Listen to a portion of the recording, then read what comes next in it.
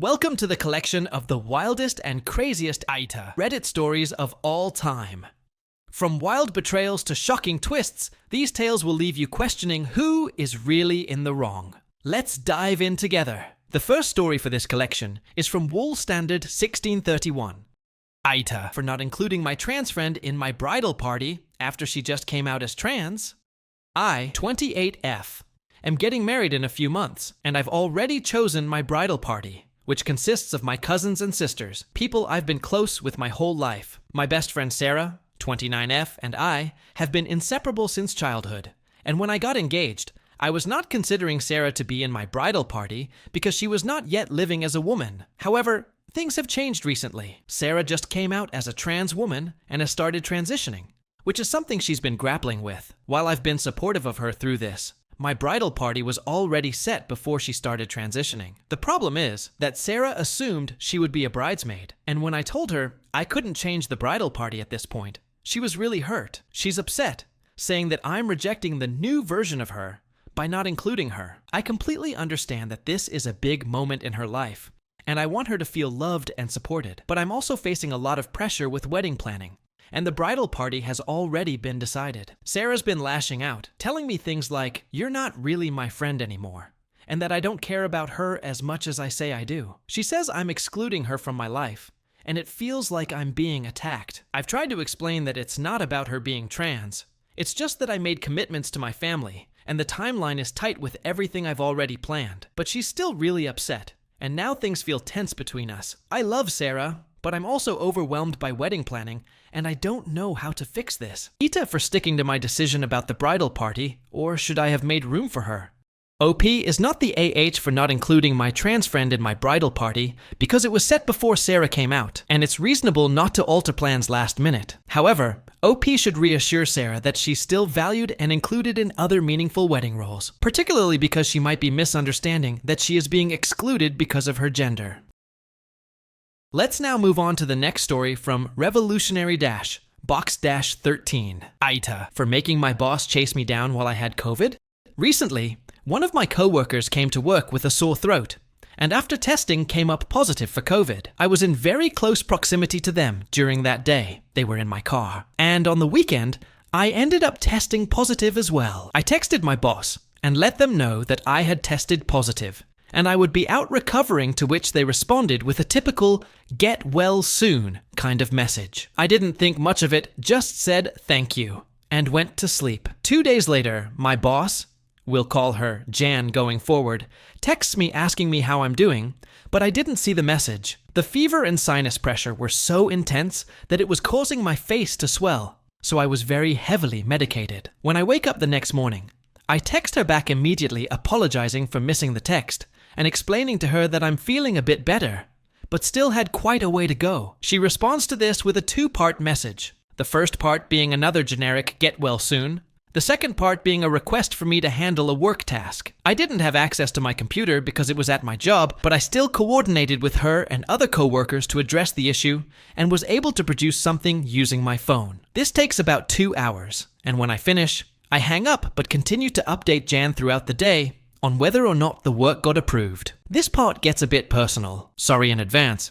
By the weekend I was definitely feeling better, but developed a soreness in one of my balls. Like a really bad soreness. So bad that I couldn't walk without limping. I had read another post about a guy that described something similar happening to him, and it ended up being a testicular torsion. This is basically when one of your balls twists on itself and it can't get oxygen and dies if ignored for a few hours. I went straight to urgent care, where they ultimately tell me that tests came back normal.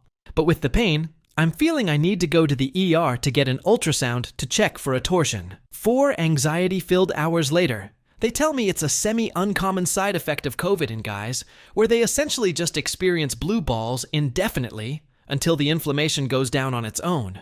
Not great. Monday rolls around, and a different supervisor texts me asking how I'm doing.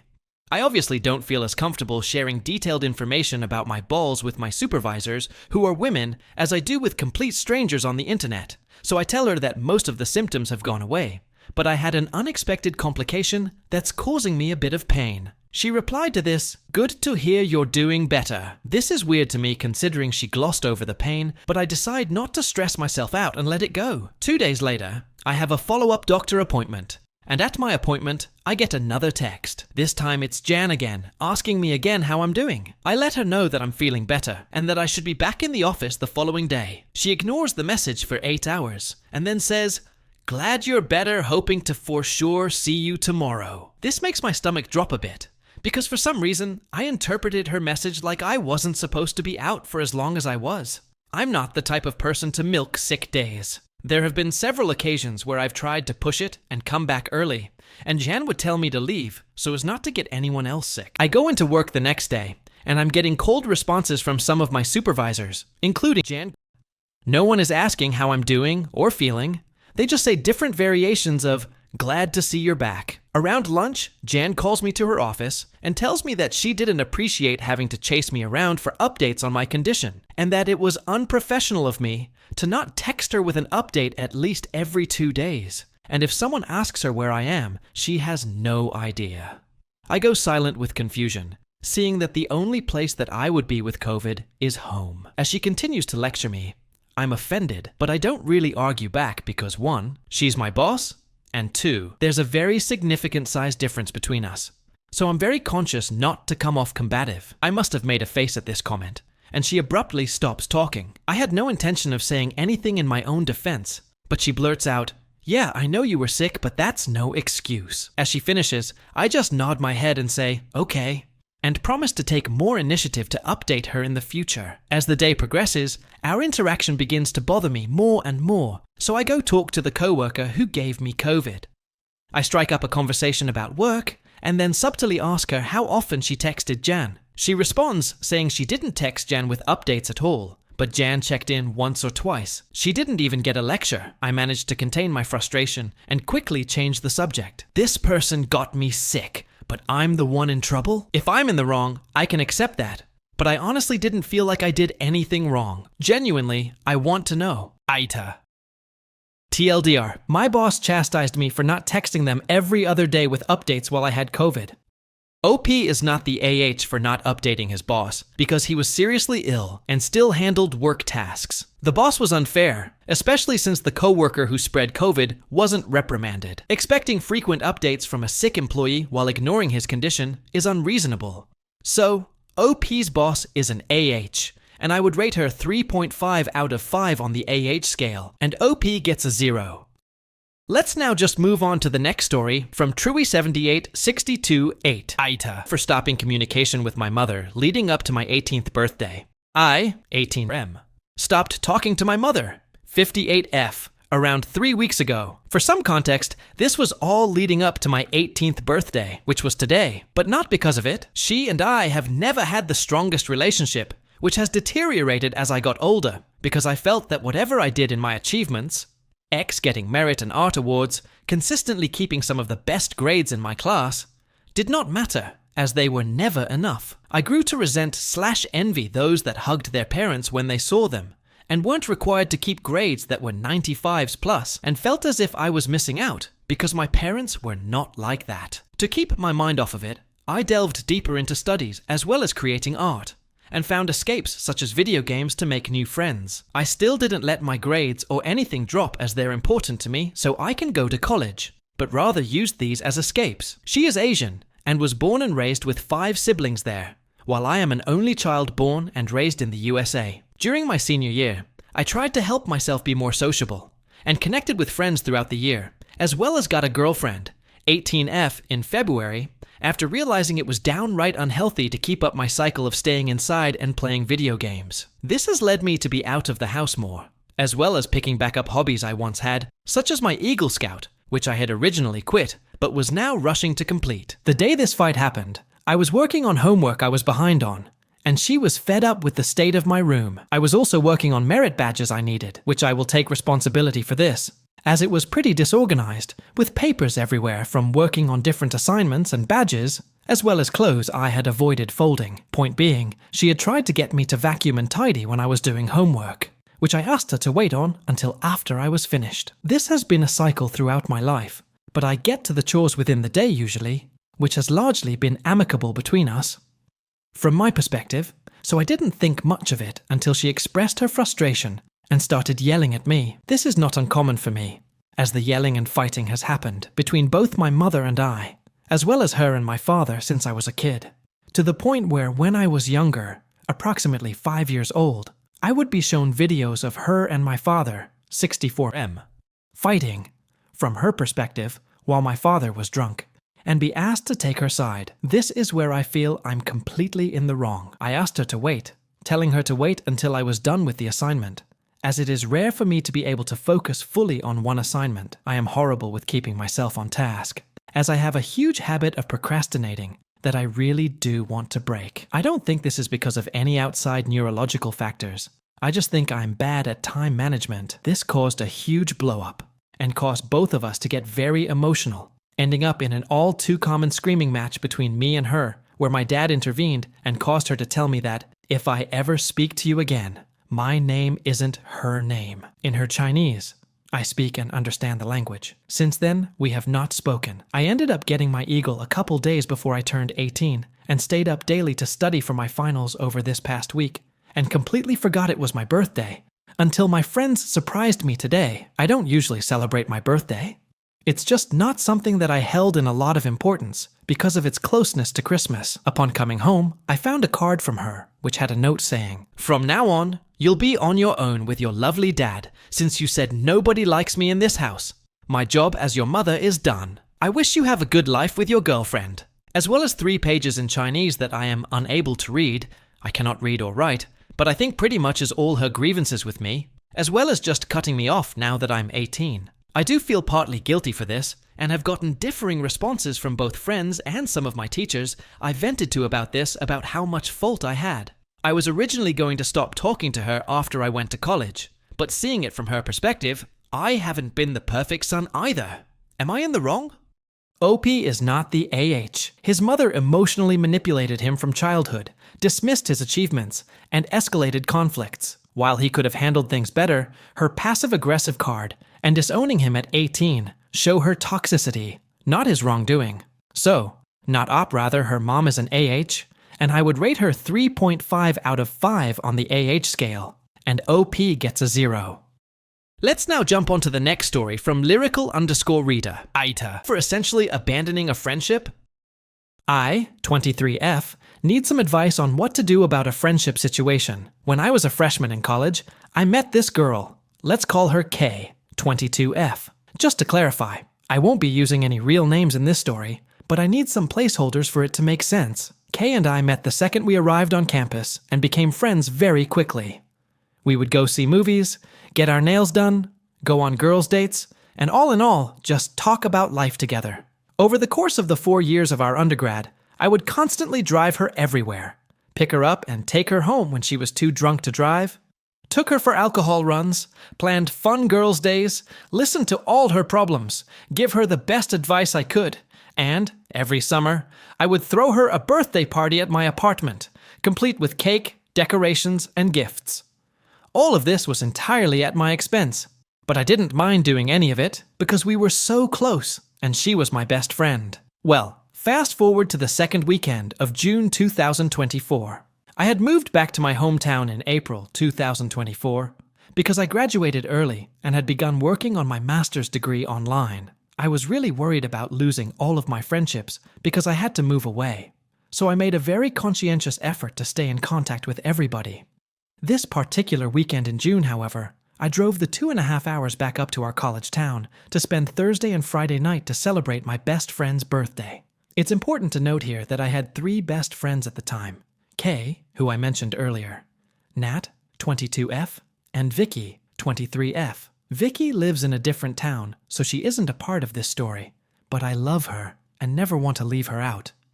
For this particular weekend in June, the friend group had combined the birthdays of Kay and Nat into one big birthday weekend, as their birthdays are 6 days apart. I spent almost $400 that I didn't have on a hotel room to come see Kay and Nat for 2 nights, and spent between $50 and $100 each on their gifts. I made myself completely available to them and accommodated their hectic work schedules, after all this weekend was about them. Kay was kind of snippy with me several times throughout the weekend because I was trying to figure out what time I should meet them for our scheduled activities such as dinners out. To be clear, I never ever pestered her about anything because I knew she would be at work for most of the time that I was there. I asked her twice over text what time I should meet her for dinner, even offering to drive. She was frustrated with her job and was snapping at me and Nat because we were all trying to coordinate. She then got upset because Nat and I wanted to meet up a little earlier than everyone else to hang out and go to the local Barnes & Noble. Nat and I both share a love of reading, so we love going on book shopping adventures together. Kay was still at work and doesn't really like reading, so we didn't think she'd care if we went ahead to shop a little at the bookstore. Ultimately, everyone met up for dinner Thursday and Friday nights, and everything was fine.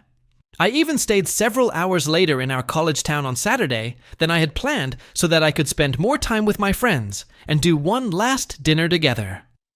I made all this effort despite the fact that, the night before I was supposed to drive up to see them, I had spent the night in the hospital with a severe migraine attack.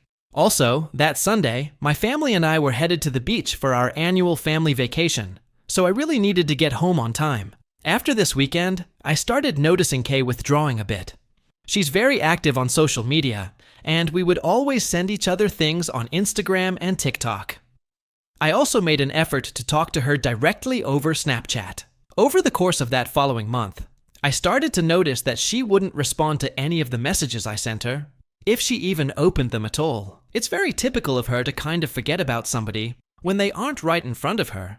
But my spidey senses are telling me that there is some sort of a problem, because I never thought she'd do that kind of thing to me. Again, we were best friends.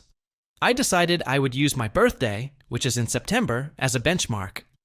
She had essentially gone nonverbal since June, so I thought that if I didn't hear from her at all, then the friendship was officially over. On the evening of my birthday, I got a sweet happy birthday text from her over Snapchat saying that she hoped I had the best day.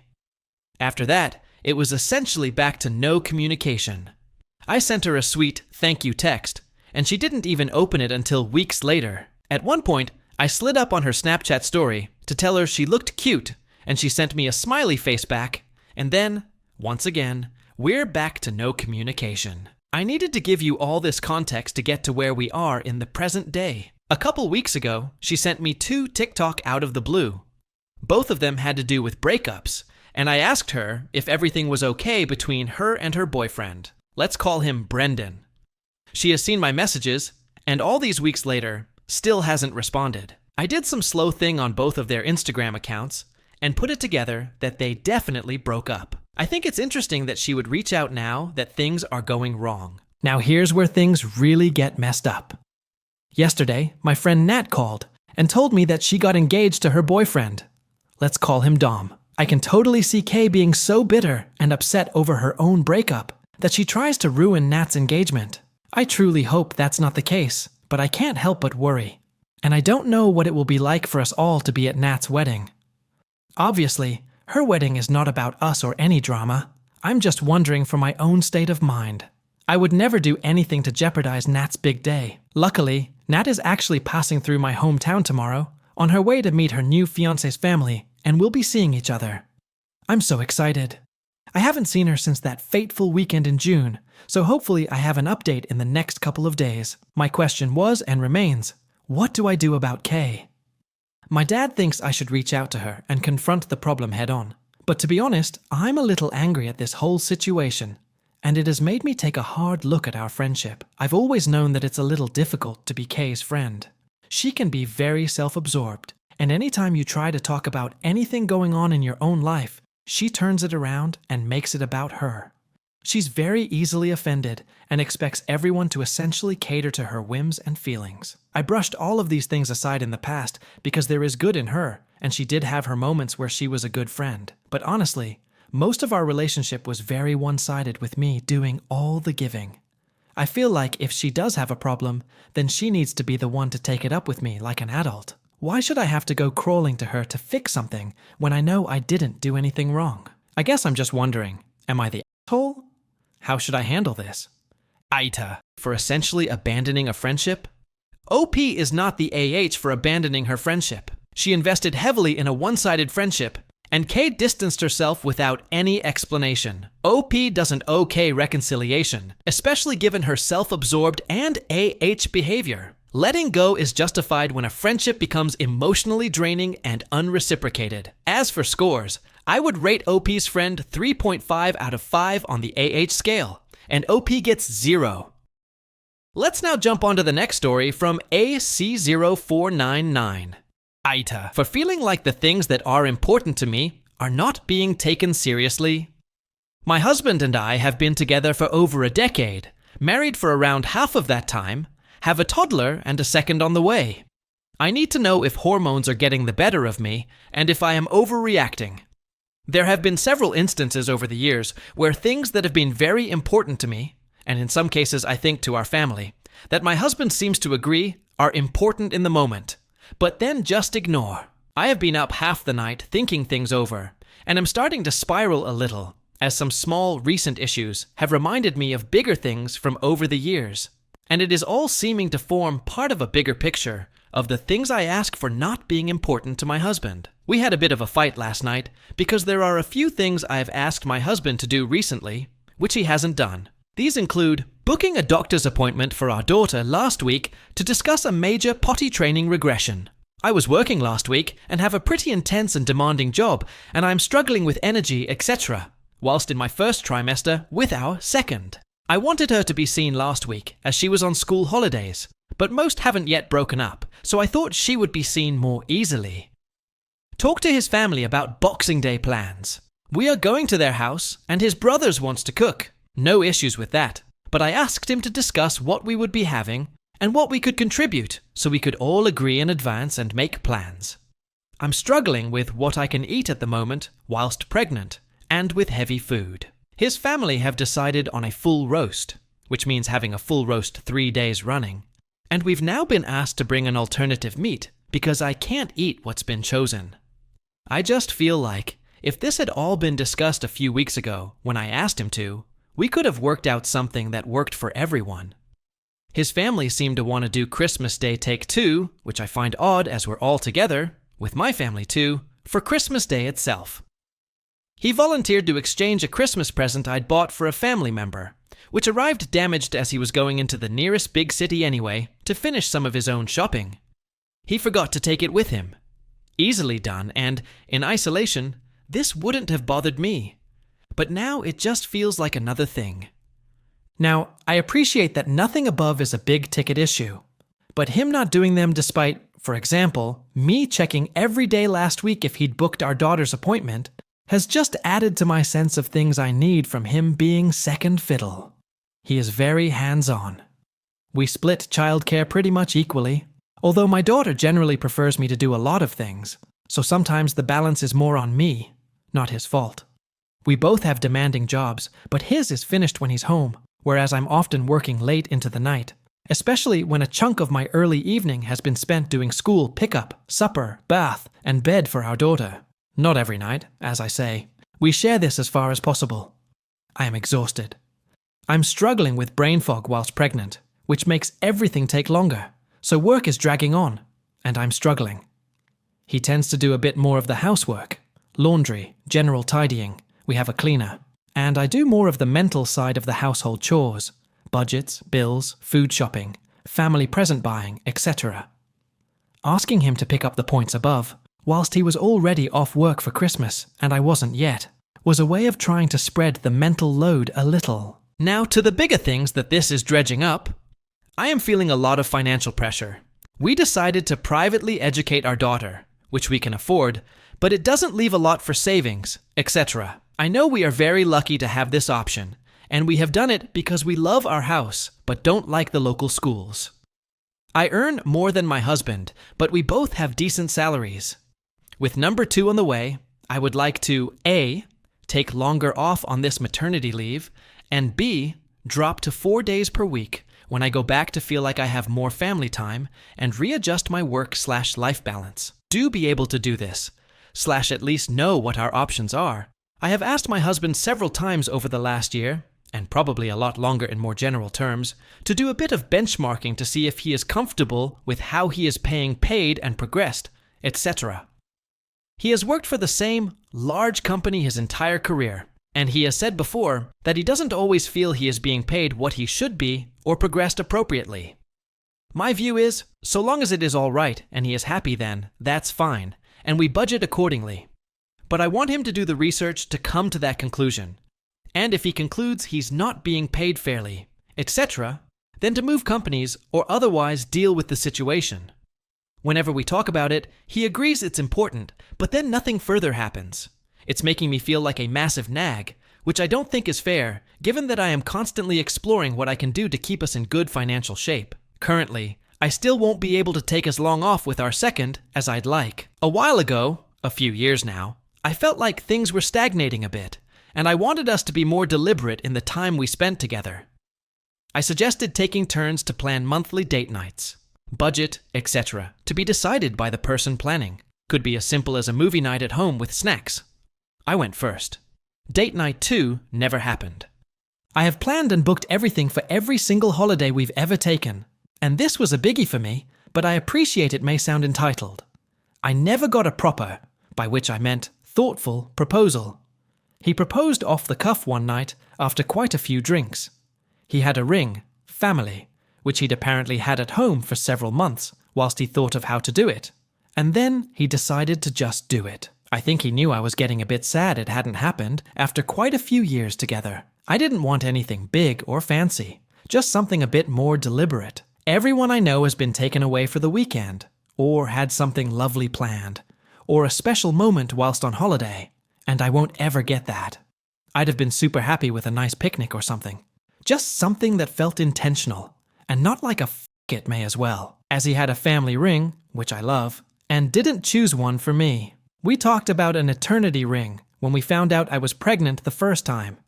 They're pretty usual amongst our family. We stand friends for either after 1 year of marriage or first child. We weren't earning as much at that time, although still decent, and I found something I really liked that was about €300. He asked what I'd like, and I showed him this early in my pregnancy. It never materialized, even a year after our daughter was born. He took me to look at rings a couple of times, but the conversation stopped there. I eventually said to forget about it, and that if I had to keep asking if it was still happening, it took the meaning away, and it wasn't about the ring, but about him wanting to do something nice for me. We had a big discussion about it, and he said he'd dropped the ball. We eventually chose a beautiful ring together, which I love, but it went on a joint card as he hadn't saved anything for it. He regularly forgets to do things I've asked him to do. I've asked him to put reminders in his phone as if he says he will do something, but then I have to constantly remind him A, I feel like a nag, and B, it doesn't take the mental load off me. Nothing has changed yet. When we had an argument about the small things today, he said sometimes he feels like I delegate things to him to test him. I said that's not true, and I struggle to see how asking him to book an appointment for his own daughter or be the one to liaise with his own family could be construed in that way. What he said really upset me, and I went up to bed. Sorry for the epic rant. I just needed to write it all down. Are my pregnancy hormones getting the better of me, and I'm overreacting? Or do I need to have another talk with my husband about valuing the things that are important to me? OP is not the AH for her feelings. She's overwhelmed, carrying the mental load, and frustrated by her husband's repeated inaction. Her concerns are valid, and his dismissiveness exacerbates the issue. He needs to step up and follow through on responsibilities. OP husband is a little bit AH, and I would rate him 1.5 out of 5 on the AH scale, and OP gets a 0. Let's now move on to the next story from Dragon Aura X. AITA. For thinking I did nothing wrong? I started watching this one anime, and decided to join the main big sub for it. I discussed some stuff, then later when I started making artworks of characters, my post was removed from there even though I just sketched and colored a character exactly as she is pretty much from a manga panel. The only difference was I added a little bit more to the proportions. Not too much, so it was very close still, and not NSFW. Either way, I just decided to look for an alternative sub to post my stuff in where the rules were a bit less harsh, and found this other small community which at the time had like 1.5 to 2,000 members. So I posted it there and got a lot of upvotes and stuff. Maybe a month or 3 weeks later, I found out they have a Discord server, so I joined. After sitting there for a week and sharing some art in the dedicated channel, I thought it was pretty chill. However, sometimes there were these weird moments when people made jokes such as "go kill yourself" or "I'm 15 inches deep in you." It was a response of a minor to "but you're 15." And mods didn't care shit about this. One of the mods who's much older even participated in the same kind of jokes, setting a bad example. Meanwhile, I never participated in this kind of shit. Only made a few, perhaps lewd comments once about some artworks, which made a bunch of said minors call me a addict. LOL, seriously? After you post naked women with a strip of clothing covering their intimate parts on the sub. I've been mean a few times to said dudes, but since I'm not a little kid anymore, I wanted to be more mature. And at the end, after a fun voice call with the members, I pinged one of them and apologized for perhaps being an asshole, and he was like, all good, and didn't say anything else. I didn't act mean to anyone since that moment.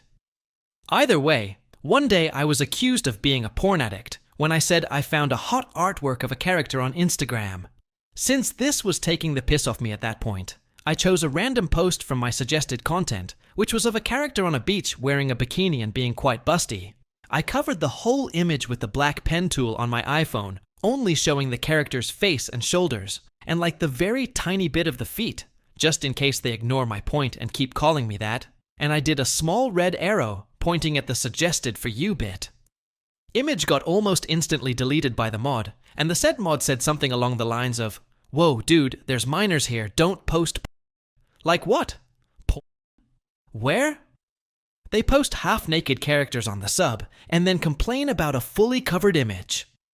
Either way, that got me real pissed. Not as in angry, but just upset that the mods ignore everything that should be taken care of, and instead delete something that is harmless. That dude who I apologized to, I messaged him with the same covered image asking, "Where's porn in that?" Since he ignored my messages, I knew that he sided with the mods, so I deleted all the messages in that DM. I didn't say anything at all in that server, and just posted a little artwork that day of a character which was made in honor of their death in the anime. Randomly the next day I opened Discord and realized I'm not in the server anymore, which means I got a ban. My friend who was there said they didn't mention me at all. That until earlier today. She said they made a joke about me being a addict and a weirdo out of nowhere and talked shit about me. And randomly I got a ban on the subreddit for DMing porn to a minor. Like what? I wasn't on the Discord for 2 weeks, and now I got this ban. All I did on the sub was post harmless sketches, which were basically famous memes, but remixed with some male characters instead of people. Emphasis on male to show that stuff I posted wasn't even horny or anything. Honestly, at this point, I knew that the mod team is corrupt as shit, and they have this friend group syndrome where they let whatever their friends do slide, and when I do something not even remotely close to that, they get extremely offended. I wrote a long and polite final message as a response to the ban message, only to be told that again, I sent porn to a minor when I clearly didn't, and the mod's just missing 95% of the points made, and making a miserable excuse comparing me to transphobes and bigots and racists they deal with. So AITA for thinking I did nothing wrong, after I get literally banned from the sub 2 weeks after not being in the Discord, because the mods bring personal matter into the case and completely ignore the rules, giving me a ban for something I never did, and for something that isn't even in the rules of the sub.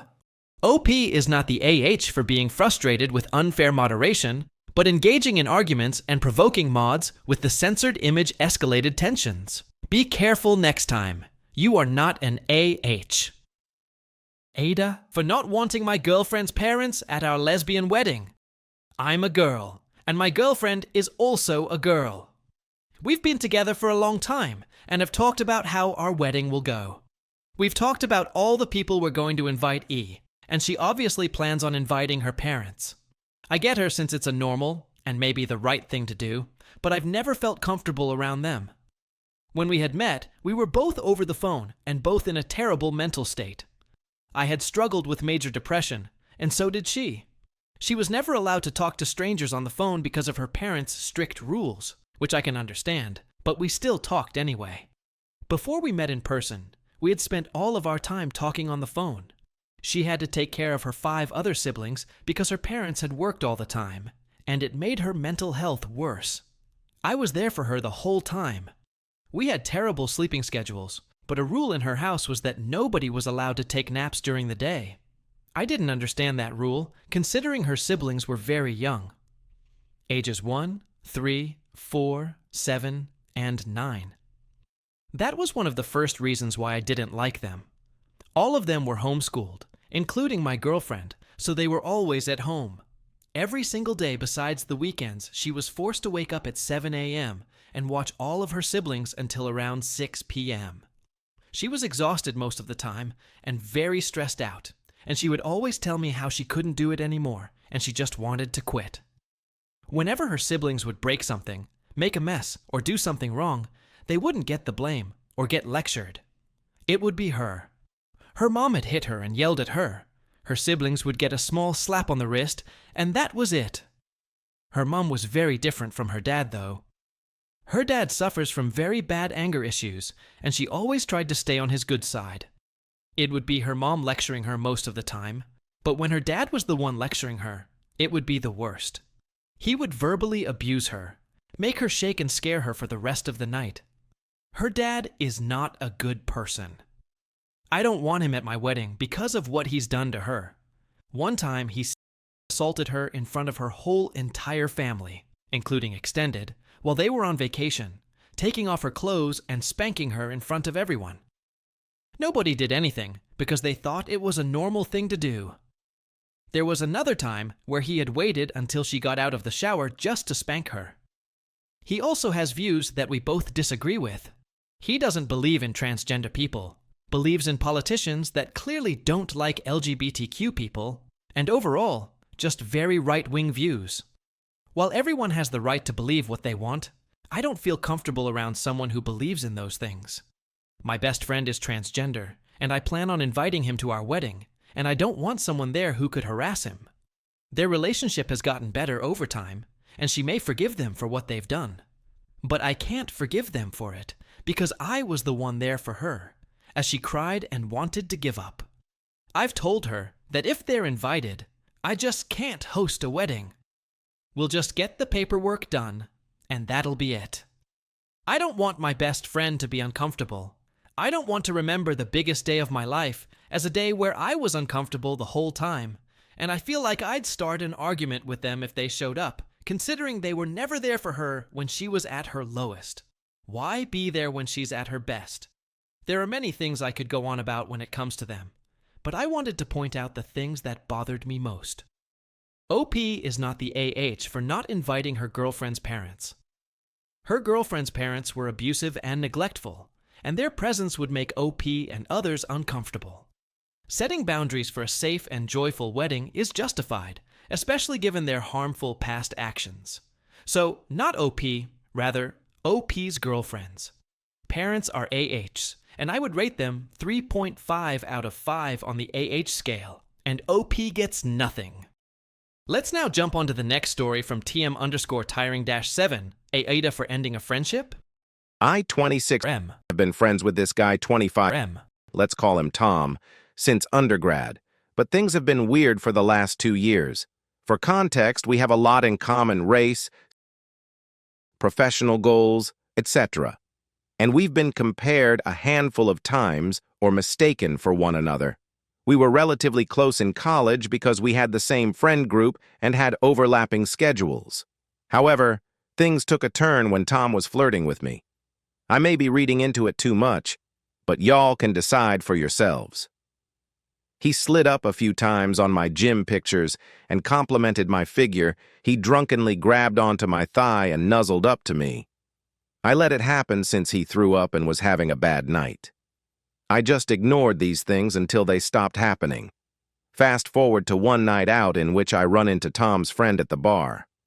I've never talked to this person in my life, so I was taken by surprise when he grabbed me by the shoulder and said, "Are you Tom's friend?" "Yeah, you are. You don't know me, but I know enough about you. We're not going to be friends, so let's leave it at that." I was left speechless for a moment. What did Tom say to this guy that would warrant that kind of statement?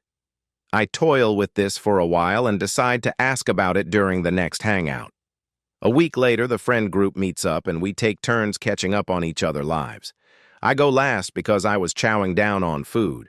I only planned on speaking about two things, and since the bar incident was a little heavy/confrontational, I decided to start with a lighter topic.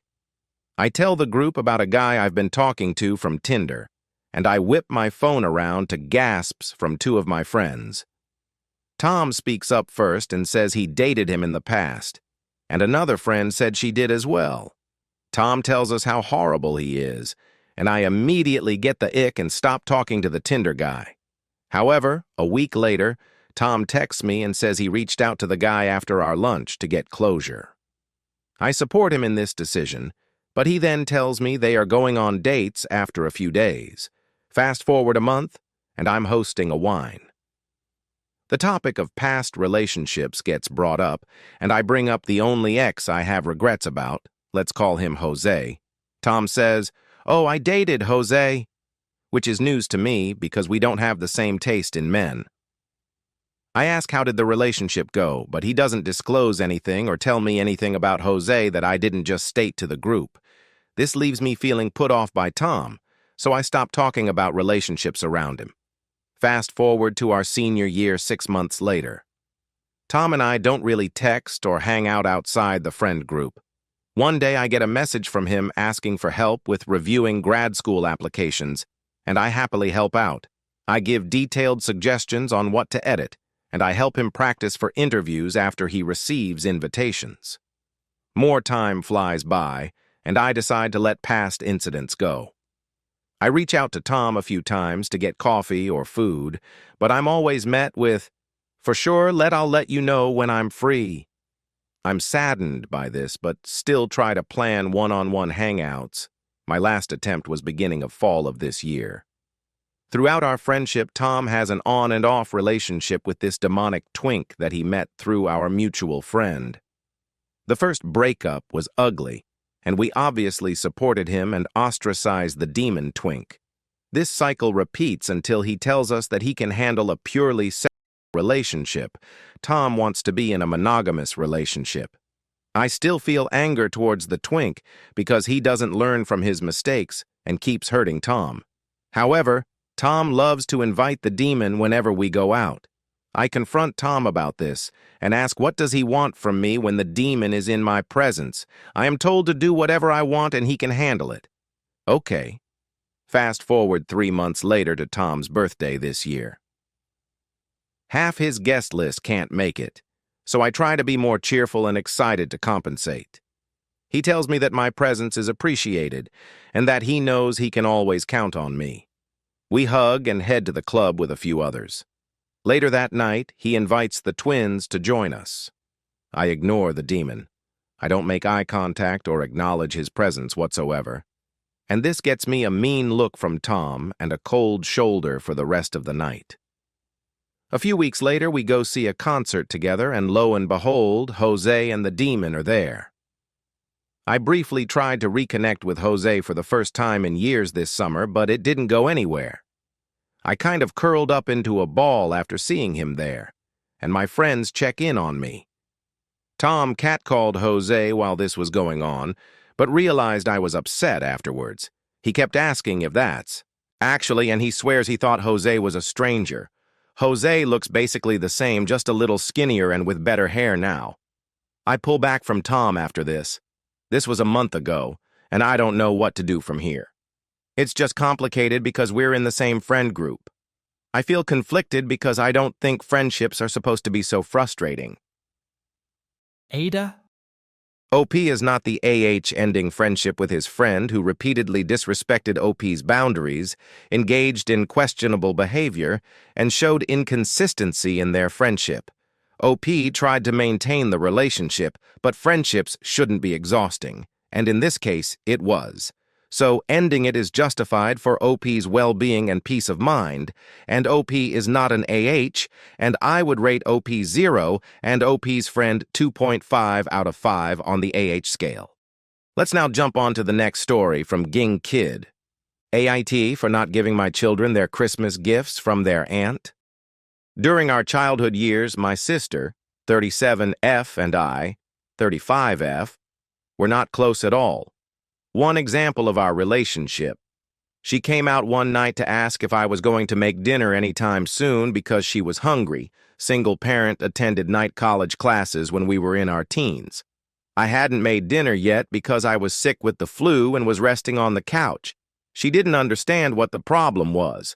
After moving out for college, I was in a toxic friend group and was less than nice to my sister for a time. She was also married to a total douchebag and chose him in fights over her own family. It was, in my opinion, a mutual dislike at this point in time. When her husband had cheated on her again, we went out to lunch, and we had a frank conversation about her needing to put herself first and stop making so many excuses for the guy. I thought it was a huge turning point in our relationship. In 2021, we haven't lived in the same state in nearly 10 years, and we don't see each other a ton during this time. She gets engaged to a new partner. She asks me to be MOH, and I accept. I remind her that I'm giving birth to my second in early 2022, so my newborn and husband probably won't travel with me and my older child for the fall wedding. Fine, or so I thought. A few days after I give birth to my second, I'm FaceTiming with her and my mom for my mom's birthday. The baby is crying, my older one is crying, and I'm crying. 7 days postpartum, of course I'm crying. She sends me this long text saying, "I know it's just the hormones and I understand what you're going, though," and similar sentiment, but in a way where she was telling me how I felt. She's never been pregnant or given birth, so it felt so condescending. My husband was even appalled. I sent her back a message and pointed out that no, she doesn't know what I'm going through, and please don't tell me how I'm feeling. She uses this as an example of me being mean to her. A few months later, we have another fight. I can't remember about what right now, but she doesn't respond until a week later when she sent some weird masturbation joke at like 10 p.m. We have a 4-month-old and a 3-year-old. I haven't slept in years. I tell her that it's an inappropriate joke and please don't text stuff like this late at night. Do not disturb was all or nothing at this time, so I often didn't use it but do now. I thought that was that, but she says that me asking her to not send stuff like this late at night is mean. We have a huge conversation on the phone where she's telling me that she's afraid to talk to me because I'll get mad at her. Because I was mean to her when I was a sophomore in college, and ever since, she's afraid of me. I then make intricate envelopes for her wedding invitations. I had already agreed to it, and didn't have a choice but to uphold my agreement, and even address and mail out her invites. She never even acknowledged my work to thank me. I point this out to her because I'm heartbroken. I went to the wedding, everything was fine. And then things were where they always were. An occasional text, a possible sighting on FaceTime. Nothing important. Then a few weeks ago, my mom starts telling me that my sister has started having panic attacks. Because of me. And when my mom asks questions, my sister starts screaming and crying and saying that I'm abusive to her. Edit to add, she says that I kept her from going away to college. She's a grade older than me. She chose not to go. She says that I kept her from being in theater club. Not only did she never express interest, she had a full 2.5 years to join before I did. So, she's gone no contact with me. And honestly, it's the biggest relief. I finally feel like the reign of terror is over. I did choose to block her because I couldn't stand the thought of ever seeing her name pop up on my phone. And then we get to today. My mom flew up to spend Christmas with my husband, our kids, and my in-laws. My mom tells me, "Oh yeah, the gifts from your sister to the girls are getting here tomorrow." So, my sister, who has gone no contact with me, who has never met my second child, who walked away from a FaceTime with my older daughter, I didn't mention above because this is already so long, is sending gifts? I have chosen to not give them to my kids. I don't want anything from her. She doesn't get to hate me for my whole life and then decide she wants to send my kids gifts. She's a stranger to them. My mom sees my point, but she's clearly disappointed. Am I the for not giving my gifts to my kids? OP is not the AH for not giving my children their Christmas gifts from her sister. OP's sister went no contact, yet still wants a presence in OP's children's lives. OP has the right to set boundaries and protect her kids from a toxic, inconsistent relationship, even if it disappoints OP's mother. So, hear not OP.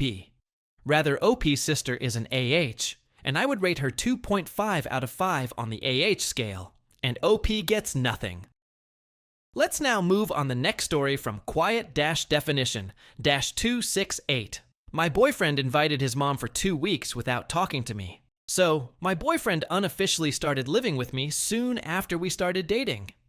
He was coming out of a toxic living situation, and there was a lot of conflict at first, but we moved past it. I think it's important to note that I was the one who initiated the conversation about him moving in. He basically lived at my house, because I wanted him there, for many months before I asked him to start contributing financially. He was getting back on his feet, and I had the financial stability at the time.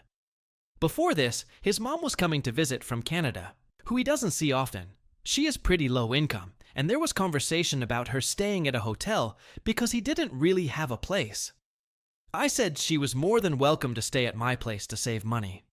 I'd never met her before, and she wasn't the best house guest. She's sweet as pie, but just a bit inconsiderate/not reciprocal IMO. He paid for everything for her, and I often was left paying for my own stuff, and I lent her my TV for the afternoon and had to ask for it back after multiple days. My main issue was she, without telling me, went to see his ex, who my boyfriend essentially cheated me on in the beginning of the relationship and caused a bunch of issues, which his mom is aware of, after staying at my house for a week. He frames this as her being a woman of her word, because she told the ex she would, but I see it as quite disrespectful. Anyway, fast forward, we've worked through a ton of issues, have a wonderful relationship in a lot of ways, and he contributes over half because he is the financially stable one now. I've been in a doctoral program this whole time. We established that his mom is coming for Christmas, which I have no problem with, because it's his home too. I ask a couple times when she's coming, and for how long.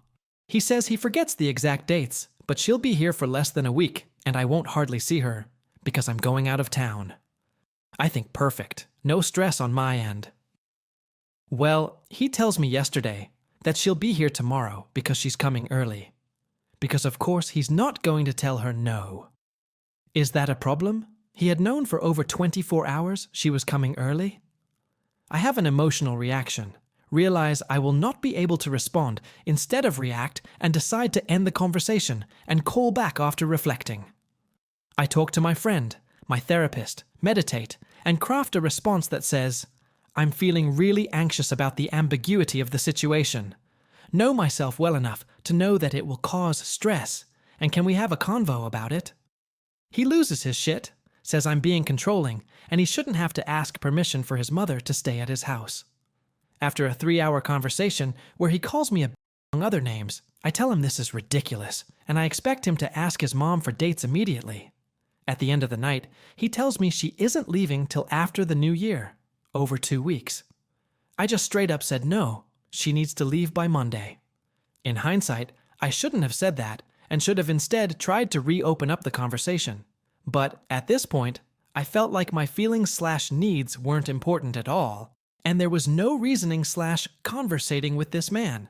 Just as a little additional background, I just finished a semester of graduate school that was brutal. I have yet to get a break. I'm going home to see my family, which can be an intense dynamic, and I'm already very protective of my space. His mom has stayed longer than any friend or family member has ever stayed at my house. On top of that, because I'm in school and work from home giving therapy, which is confidential, and no one can be there while I'm giving therapy, this makes it very complicated. I spend 90% of my time in our home, and it's my safe space. On the contrary, when my family visits, he leaves almost the entire time to work from his truck. To be clear, his mom coming is not the issue, and has never been an issue. It is his lack of communication.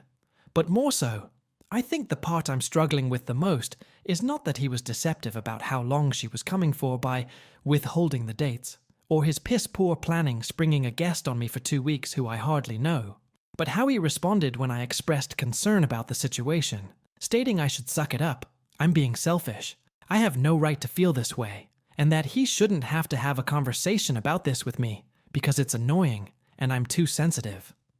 Is there something I'm missing? AITA? OP is not the AH. Her boyfriend disrespected her boundaries and dismissed her valid concerns. A shared home requires mutual decision-making, and his hostile reaction, calling her names, shows a lack of respect and emotional maturity. So such behavior, OP is an AH, and I would rate OP's boyfriend 3.5 out of 5 on the AH scale, and OP gets a 0. Let's now jump onto the next story from Gen's Booty Cheeks. AITA for icing out my parents and grandma? I'm a teen living in my parents' house, and my grandmother has been staying with us recently. Obviously, this is not a problem, but it's getting to be a problem because of the mistreatment of me and my sister by them and my grandmother. We are made to clean the house every day, expected to cook the same thing every day, and bend to my parents' every whim. My parents equate human value with ability to clean. Obviously, a house shouldn't be a pigsty, but my parents won't even let our house look lived in. Ever since they got their fancy house built, it has to be cleaned every day and look like a flipping show home. My dad threatens to beat me and my sister to death whenever he thinks that we're not keeping up with expectations. The other day, my dad started screaming at me and my older sister because we weren't being socially successful and academically successful. By socially successful, he means cleaning his house every day. He said that we weren't helping out with the butcher my parents own, that we had forgotten about my mother's birthday, weren't cleaning our rooms, and we were useless compared to my older cousin, who we will call McDonald McGee. I go to the butcher every weekend. My parents don't even pay me for the work I do. I do 5-hour shifts during exam season alongside the 2 hours that I spend cleaning their house. I never forgot about my mother's birthday, but I couldn't afford a present. Do you know why? Do you know why? Because my parents don't pay me. I texted my dad for weeks about my mother's birthday. I even made a group chat without my mother for surprise reasons, and I was the only one who texted on it. I do clean my room, and on the incredibly rare times that I don't. Do you know why? Academic obligations and cleaning the rest of the house. I don't normally build myself up like this, but after months of this, I can confidently say that I am the only one contributing to this household. I cook and I clean. I clean, and the house is spotless. Even my sister told my grandma that I was the only one cleaning because I am. Hearing myself be slandered, be called lazy and useless, having the same expectations shouted at me that I had been following for years now, I just broke down crying. I genuinely have not cried so hard in my entire life. I just remember sobbing into my hands and never stopping until it had been hours and my fingers were wrinkled from my tears. Lol. Nobody even cared is what makes it very funny. My sister came to check up on me, and she told my parents and grandma that it was unfair how I was treated, and they ignored her LMAO. But what really pushed me over the edge is the fact that my mother the other week came home pissed. I was cleaning at about 11 p.m. because she only told me and my sister to clean the whole house at 10 p.m. and she came home and started screaming at me, telling me to do this and that. And my dad came home, and I was cleaning when I could hear them talking about me. Even typing this now is making me tear up LOL. They were talking very loudly, saying, I'm useless and don't clean up after myself, that I'm not going to be anything in life if I don't listen to what they say to me. I went to bed for school the next day feeling terrible, and I heard my dad complain about me not saying goodnight. My mother told me I'm not allowed to eat any of my grandma's cooking. She's the only one who cooks because my parents bring home food I don't know how to cook. I have confidence in my abilities, but beef bones? Oh, why can't you cook beef bones, Marty? Oh, you want spaghetti for dinner? But what about the precious beef bones? You're making chicken wings? Oh, no, no, no.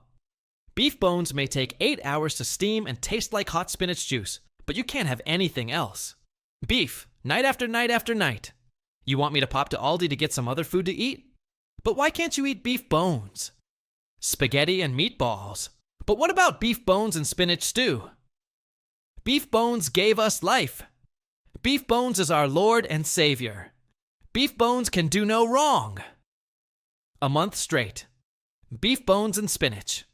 What do you mean you want it with rice? Ha ha ha ha ha ha. Rice is just a pipe dream, kiddo. Have some more setza. As you can see, I'm getting sick of this. So, I said, okay, And the day after, I'm making myself some udon noodles, relishing in the fact that it's not fricking beef bones and spinach stew, and I ring my mum to ask if I can cook the noodles. You know what she says? Of course. Why can't you? You don't ask to eat food. Eat whatever. Help yourself. I'm aggravated because she's acting like she wasn't calling me useless the day before, but I decide to just sigh and eat my noodles. My mum and my grandma get home from the butcher's. By this time, my udon is finished, and I feel a tad hungry. They offer me food. I say yes. What do you think they put on my plate? We haven't spoken in a while. This is getting long, so I'll cut it off here. OP is not the AH. She was overworked, unappreciated, and emotionally mistreated. Her parents and grandma exploit her while dismissing her exhaustion, and for this behavior, OP's parents are AHs, and I would rate them 2.5 out of 5 on the AH scale. OP's icing her parents out is a justified response to ongoing neglect and verbal abuse. As for OP, she is not an AH, and I would rate her 0 out of 5 on the AH scale. Let's now jump on to the next story from Powerful Meringue _38. AITA for dropping my best friend. This is going to be a long post. I, 30F, had been friends with my previously best friend, 28F, since graduate school, where we grew very close. We hung out almost every weekend with her husband and my fiancé. We grew even closer when she became pregnant. Had her baby then. A few months later, I became pregnant. We were both excited to be moms together, and naturally had talked about parenting-related topics. Because she was pregnant and had a baby before me, I followed her lead on a lot of things, because honestly, I didn't know any better when I was newly pregnant. Such as, she formula fed, so I decided that's what I wanted to do.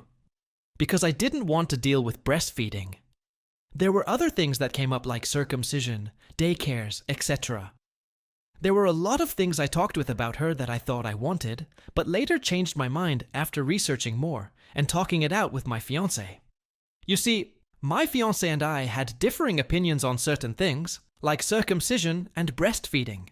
He said ultimately, it's my choice whether I breastfeed or not, and wouldn't pressure me to do anything, but at least wanted me to do research on the benefits and consider it. Same thing with circumcision. And please, this post is not causing confrontation. I'm not looking to debate on these choices. I just feel they are pertinent to the story, so I am including certain topics. So long story short, after doing a ton of research and talking with doctors, we chose to not circumcise our son. I was talking to my friend about some of our choices, and I told her about the circumcision, and that I would also try breastfeeding now because I wanted to just try to see if I like it, and she was very taken back. She made some hurtful comments such as my kid's going to be made fun of for not being circumcised, and she would never do that to her child. Later that evening, she apologized, but things weren't really the same after that. Another thing was that we planned on our son attending a daycare center, but our neighbors recommended an older lady in our neighborhood who does in-home care, and my fiancé really wanted us to consider her. At first, I was hesitant and expressed this to my friend, but after meeting the babysitter, we instantly fell in love and wanted our son to go there. She's like a grandma type, and I knew he would be cared for and would get more attention there versus a center. She didn't agree with this idea because I think she thought we were bashing daycare centers, which her son goes to, and also made some judgmental comments about us choosing an in-home provider. After that, things really changed. There were things that happened in my life, such as my mom passing away, the delivery of my son, and I was taken back because she wasn't really there for me during those times at all. I suffered from postpartum depression and felt really alone during my maternity leave at times, and just felt like my best friend should have been there for me. About a month after my mom died, I decided to message her straight up and ask what is going on with us. And that's when she said that she needed to take a step back from our friendship because she felt like my fiancé was walking all over me and was bullying me into making decisions that I didn't want, and she didn't know what to do about it, and that she was excited to parent with me and thought we would be similar parents, but now that's changed.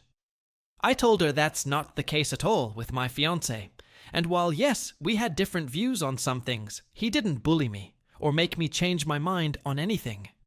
We had a talk like grown-ups, weighed the pros and cons, and talked to medical professionals. While yes, we ultimately made some choices that he was advocating for, I made the choice that I wanted to make, and I am not too proud to admit when I am wrong, or am acting close-minded. After all of that, we came back together and made a mutual decision.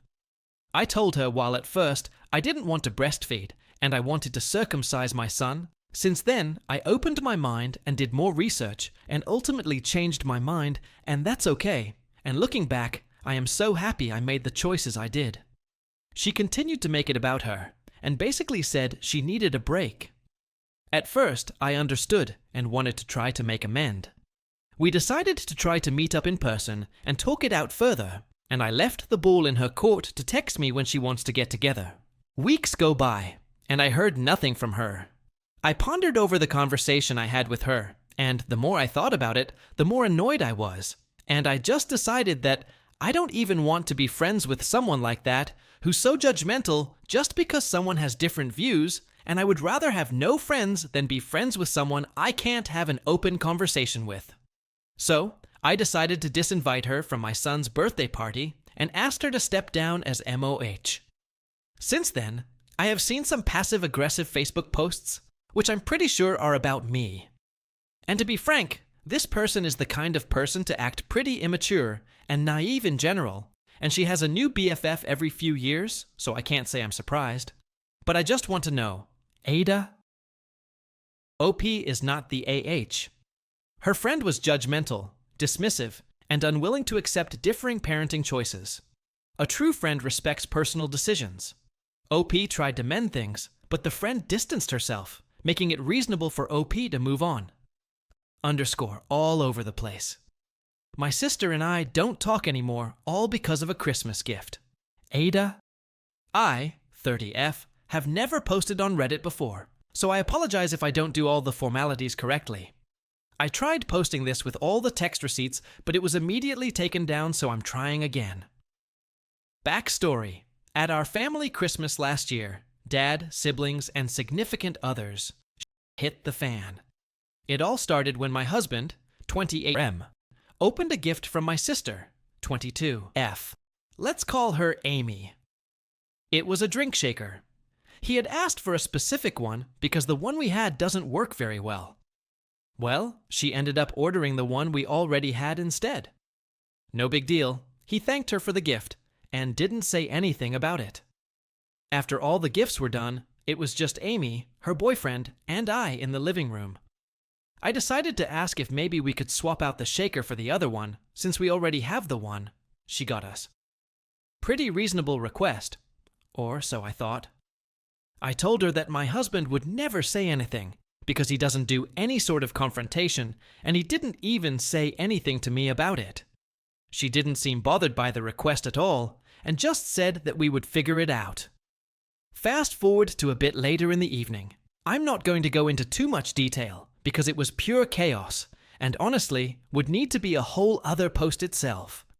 Completely unrelated to the shaker situation, some words were exchanged, and a yelling match/fight broke out, mostly non-physical. My husband immediately grabbed our son, 6 months old at the time, and went upstairs to get him away from the situation and turned on some Ms. Rachel to drown out the noise. My 2 other nephews, who were 6 months and almost 2 at the time, were down there the whole time, unfortunately. Amy decided to yell, "F all of you, I'm done," and stormed out. Later in January, after everything had calmed down, I decided to text Amy and ask if we could exchange the shaker before the return window closed. She went off on me out of nowhere. I'll paste a few quotes in here from the conversation.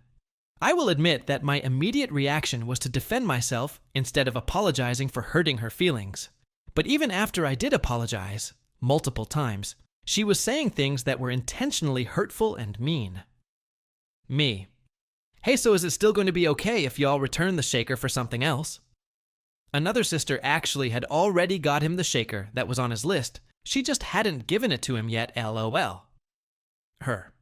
Sure, I guess. I think it's rude how you approached me on Christmas Day. It made me want to never buy another gift for either of you. I'll return it and just give you money, since my gift wasn't good enough clearly.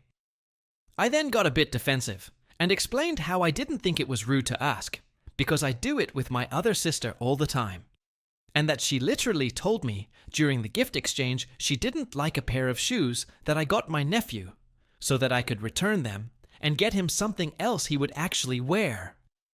I also said, I never said it was crappy either. It's a nice gift. I just know he won't use it. I also never said it wasn't good enough. I just said he already has the exact same one. I told her I wouldn't do it again, and didn't realize it was going to make her this upset. She goes on to say how it was for me to make her feel her gift wasn't good enough, and said, I still have your gift under the tree because it came in late, it's a game, so I hope it's good enough for you too. I apologized, again, and said I wouldn't ever do it again. But I had to keep repeating that no one said her gift was bad. We just already had that exact same one. And she isn't a random person, she's my sister.